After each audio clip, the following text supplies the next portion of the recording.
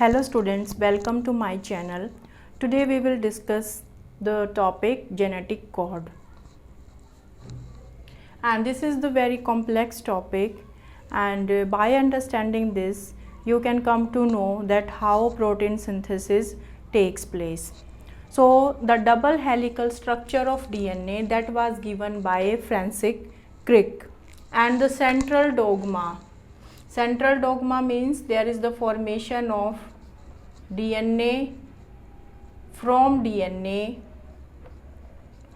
and from the DNA then RNA is formed, and from RNA protein is formed.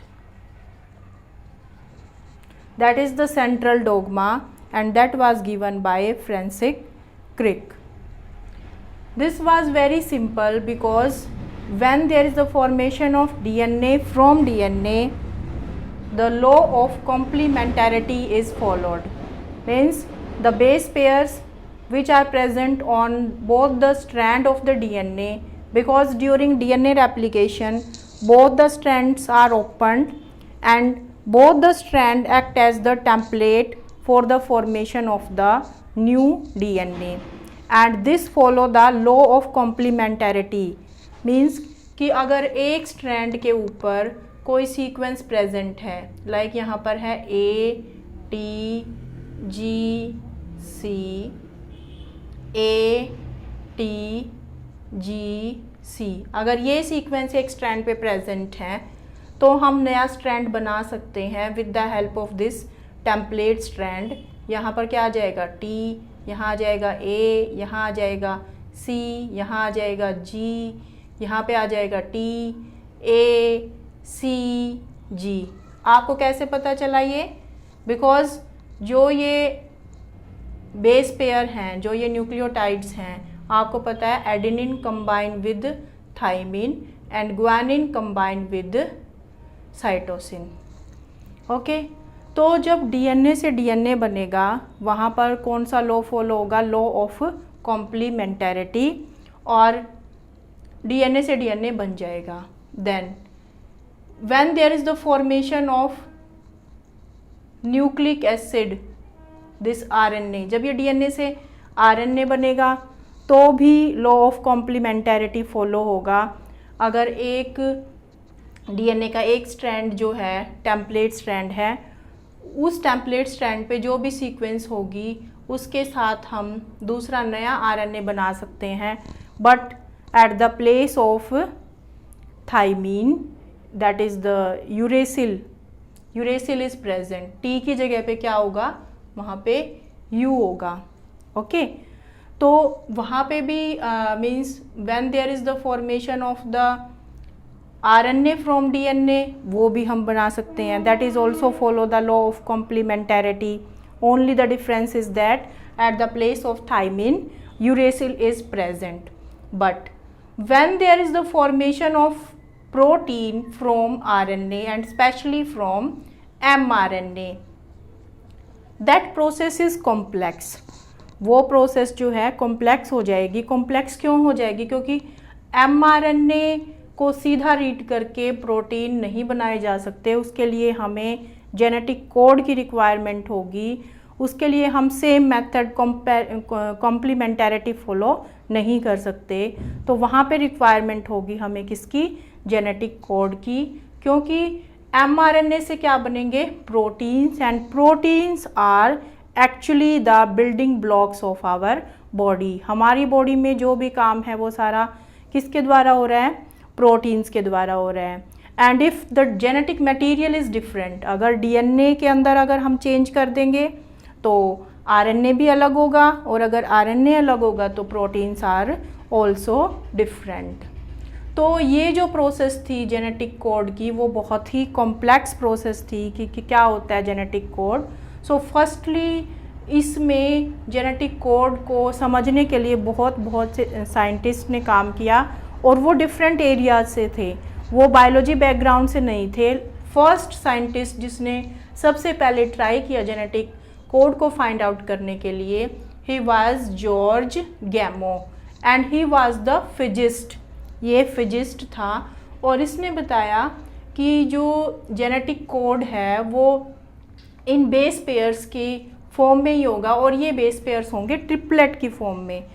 Generally we know that there are the 4 base pair A, T, G, C, but in case of RNA A, U, G, C. So how many base pairs are present? 4 base pairs are present, and these 4 base pair code for the 20 amino acids, क्योंकि जो total amino acids होते हैं वो कितने होते हैं? 20 होते हैं। बट ट्रांसलेशन के बाद मॉडिफिकेशन, ट्रांसलेशन मॉडिफिकेशन आप हायर क्लासेस में पढ़ोगे, इसमें हम और अमीनो एसिड्स भी बनाते हैं। तो generally there are 20 amino acids. तो इसने ये कहा कि जो ये अमीनो एसिड्स हैं इनको कोड करने के लिए, 20 अमीनो एसिड्स को कोड करने के लिए there is the requirement of 64 codons. और ये फॉर्मूला किस तरह से डिराइव किया? इन्होंने बोला कि 4 raised to the power 3, 4 into 4 into 4, 64। तो ये कैसे फाइंड आउट किया? अगर हम यहाँ पर लिख लेते हैं 4 raised to power 2 तो क्या आएगा? 16। 4 into 4 इक्वल टू 16। तो यहाँ पे सिर्फ 16 अमीनो एसिड्स ही कोड हुए और अमीनो एसिड बच गए। लेकिन अगर मैं लिखती हूँ यहाँ पे 4 raised to power 1 तो only 4 amino acids are coded. तो इसलिए इन्होंने यहाँ पे लिया 4 raised to the power 3 means 64 codons are there to code for these 20 amino acids. और बाद में एक्सपेरिमेंट्स के थ्रू ये जो इन्होंने बताया कि 4 raised to power 3 and 64 codons for the 20 amino acid, बाद में ये डिफरेंट साइंटिस्ट ने प्रूव भी किया। After that one Indian scientist Hargobind Khorana, इसने क्या किया? इसने डिफरेंट बेस पेयर्स को लेके लैब के अंदर एक आर्टिफिशियल आरएनए मॉलिक्यूल बनाया। So with the combination of different base pairs, जो एडेनिन है, उसके बाद थाइमिन के प्लेस पे आरएनए में क्या होगा? Uracil, then the guanine, cytosine. So he prepared the artificial RNA in the lab with the help of these nucleotide bases. After that the नीरनबर्ग, जो नीरनबर्ग था उसने सेल फ्री सिस्टम में, सेल नहीं ली थी उसने, आर्टिफिशियली लैब के अंदर सेल फ्री सिस्टम में प्रोटीन बनाया। हरगोबिंद खुराना ने तो आरएनए, आर्टिफिशियल आरएनए मॉलिक्यूल बनाया, और नीरनबर्ग ने आर्टिफिशियली क्या बनाया? प्रोटीन। आफ्टर दैट स्वीरो ओकोवा एक साइंटिस्ट था जिसने एक एंजाइम बनाया जिसको हम बोलते हैं पॉलीन्यूक्लियोटाइड फॉस्फोराइलेज। पॉलीन्यूक्लियोटाइड का मतलब, पॉलीन्यूक्लियोटाइड किसके अंदर होती है? जो डीएनए है या आरएनए, पॉलीन्यूक्लियोटाइड चेन उसी के अंदर होगी। तो इसने आरएनए एंजाइम बनाया जिसको हम बोलते हैं पॉलीन्यूक्लियोटाइड फॉस्फोराइलेज। तो इस एंजाइम को उसी साइंटिस्ट के नाम पे नाम भी दे दिया गया, Severo Ochoa. So that is the name of the enzyme given by the name of the scientist. तो ये क्वेश्चन आपका बोर्ड एग्ज़ाम में या आपके कॉम्पिटिटिव एग्ज़ाम में आता है कि कौन कौन से साइंटिस्ट थे जिसने जो सपोर्ट किया जॉर्ज गैमो को। So these are the 3 scientist. अगर इनके अलावा किसी और का नाम है तो वो आ जाता है, तो उसको आप रिमूव कर सकते हो। सो जॉर्ज गैमो है, इसने बताया कि there are the 64 codons for the 20 amino acid, 4 raised to the power 3।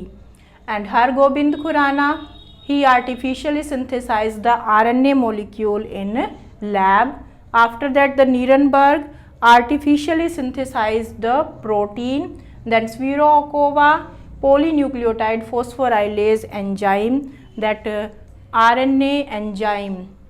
Okay, so that is the basic of genetic code कि इन्होंने थोड़ा सा genetic code के बारे में बताया, and that is the complex, क्योंकि अगर हम DNA से DNA बनाएंगे that is the simple, but DNA से RNA that is also simple.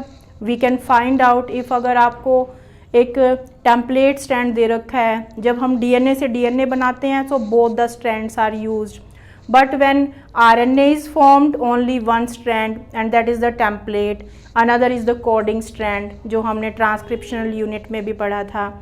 After that उससे हमने क्या बनाना है, protein. So that is very complex because now there is the need to read the mRNA sequence. और वो mRNA sequence किसकी form में रीड की जाएगी, 3 की फॉर्म में.